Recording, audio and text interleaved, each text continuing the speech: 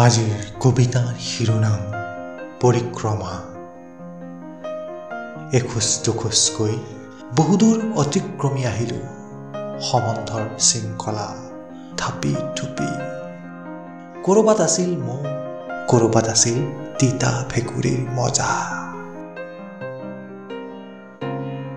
আপোন মানুহবোৰৰ আপোন হ'বলৈকো নিজক নিজে কৰিব লাগে পৰ।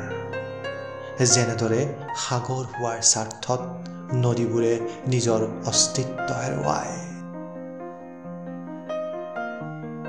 যিফালে পাৰ ভাঙিব খুজিছে নদীয়ে বুকু পাতি দিছো, নাযাবি নাযাবি সাগৰ নাই এইফালে।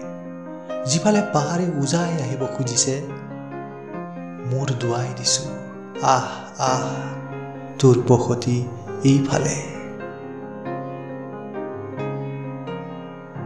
মানুহবোৰে কয় আপুনি বহুত হাঁহিব পাৰে আৰু আমি বুকুত দুখ লুকুৱাই লুকুৱাই ভাৰাক্ৰান্ত। আপোনালোকে নিজেই নিজক হেৰুৱাব শিকা নাই চাগৈ। ধন্যবাদ।